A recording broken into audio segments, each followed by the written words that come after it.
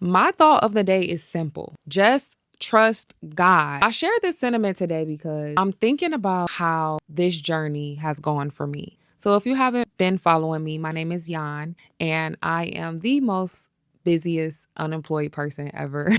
I'll probably stop saying I'm unemployed because there are very much opportunities coming my way that are opening up the door and the horizon to everything that I'm working on. This past year alone, I've added new titles such as now I'm acting and I wrote a book recently. Nevertheless, I've gotten to try many things. I've gotten to do a lot of different things over the course of this journey of unemployment. And a lot of times people ask me like, what are you going to do for work? What's next? And I remember just praying and fasting. And when I was writing my book, I heard God clearly just say, just write the book.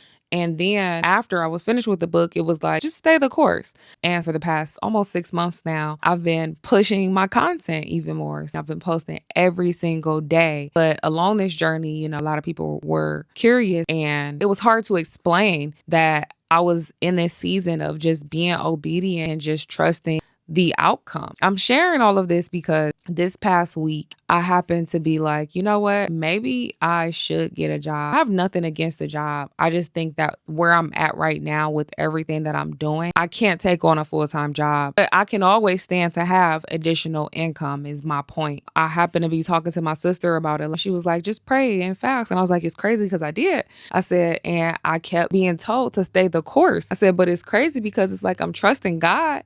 But at the same time, I'm like, it don't make sense. Like, I'm coming up at the end of my savings and I do have to start making some other decisions. I kid y'all not, y'all. The very next day, a brand that had recently told me that they no longer were doing this collab reached out and was like, hey, this opened back up. And long and behold, I freaking signed the contract for that.